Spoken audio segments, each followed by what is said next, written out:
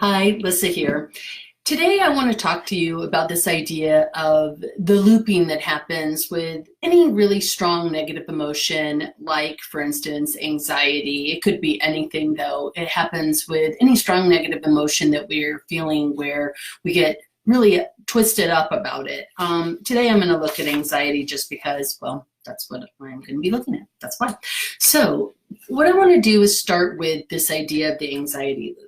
And one of the first things we need to do is we need to start to get a clear sense of what is our trigger. So I tend to start it with a circle because I like circles. What is the trigger that is instigating this anxiety? And for each of us, it's going to be different, but I want you to be thinking about what is the trigger that triggers your anxiety.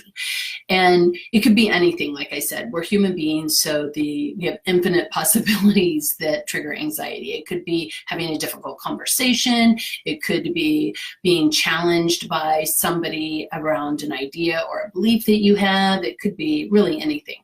So for me, where I find my anxiety getting activated is when I need to do something for someone else and I have an idea around doing it right or perfect, or you get the point, right? Anything that has to do with my perfection gremlin getting activated is something that will send me into a bit of a looping around anxiety. So the first thing I want to really pay attention to doing is start to notice what are the indicators that I'm hitting into my loop. And the first thing that I notice for myself is I start to notice my thinking. And this may not be the same for you. I'm just going to go through mine, but I want you to be thinking about what your trigger is. So mine is my thinking. And that thinking could be anything. It could be, I'm never going to be able to do this right. What if something goes wrong? What if nobody cares what I have to say? Really, again, my thinking, I have infinite possibilities of negative thoughts that are starting to spiral around my mind. But that's really the point, is that for me, it's the negative thinking. So negative thoughts are getting intrusive in my mind. And at that point, then, there's another trigger or another indicator that I'm starting to loop. And if I continue to let the negative thinking go, I will eventually find myself in what amounts to a physical response. So at that point, I'm starting to feel the anxiety building in my body. My heart rate is increasing. My thinking is getting very circular, and I'm really starting to hear the same story over and over. I don't know that I can do this. I can't do this. It's not, I can't do this, blah, blah, blah, blah, right? And so I start to notice physical responses, and I can get really specific, and I would ask you on your own circle to start to get really specific. But what are the physical indicators? So for me, it is, again, it's my heart rate is starting to go faster. I may notice that my palms are sweating. Funny enough, I may notice that my mouth is dry, and I have the swirl of thinking going on, and there's this kind of tension that is building up inside of me. So I start to notice that. Then what comes along from there is this sense of this hopelessness, like, oh God, this is going to be, the negative thinking is continuing, but there's also this sort of hopeless place that I get to, like, I'm never going to be able to do it. It is all too hard, da, da, da, da, da. And if I continue with that, what ends up happening is it just spirals. And so at that point, I start to see that I'm now spinning. And in the spinning or looping, I am going to start going in circles all the way around this circle here, very much with as it's like increasing. So the negative thinking leads to the physical reactions, which leads to feelings of whatever the feelings are, the hopelessness, which then instigates the spinning to continue.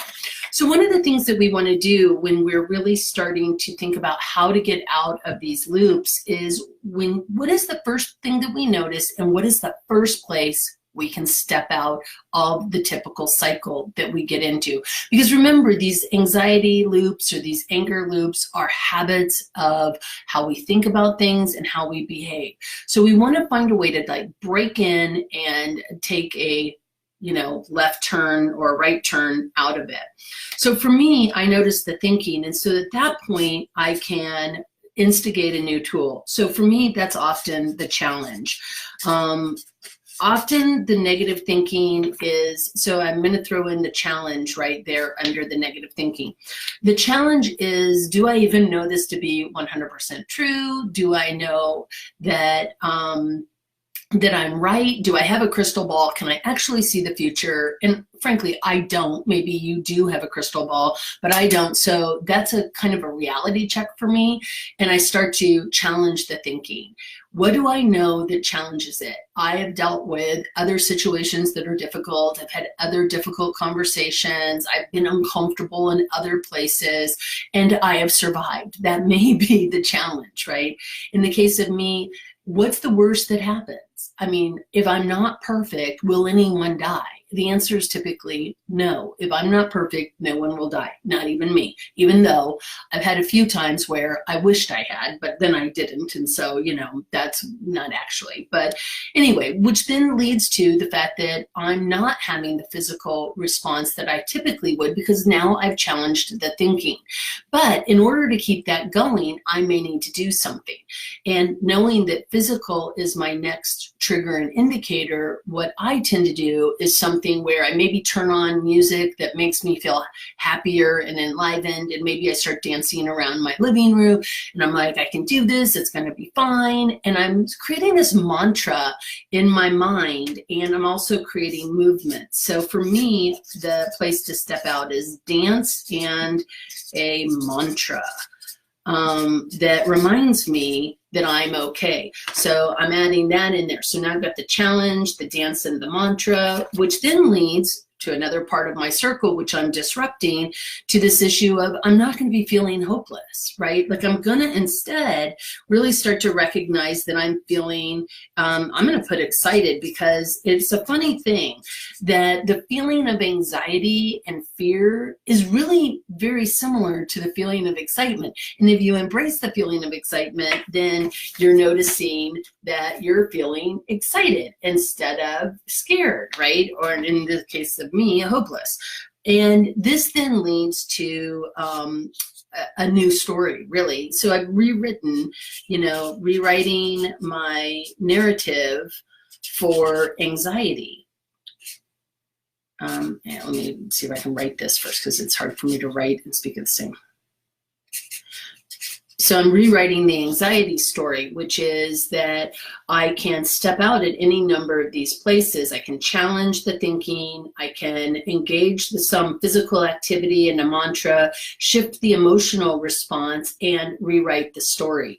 So a big part of how we start to get out of these loops is we start to practice this. We practice it at low-level anxiety. We, in fact, can do quite a lot of visualization in our mind of putting ourselves into that place of a trigger, a minor trigger. Pick a small annoyance like the phone ringing or somebody blowing up your text box with lots of little messages. I just did that to a friend of mine this morning. So sending this little, whatever this minor annoyance is, into the fray visually, so that we start to look at what our different triggers are, and also what our typical responses are, so that we can start to look for ways of thinking ourselves out of the circle. This then becomes the practice that we're doing before we're in a truly anxiety-provoking situation and need to actually apply the tools. So I hope this has been useful for you, and take time to figure out your trigger and step out of those anxiety loops. Best of luck. And if you need anything, please get a hold of me. You know how to get a hold of me on my website or on the page here. And please also feel free to join me on Facebook and Twitter, like my page, and join me. Talk to you soon.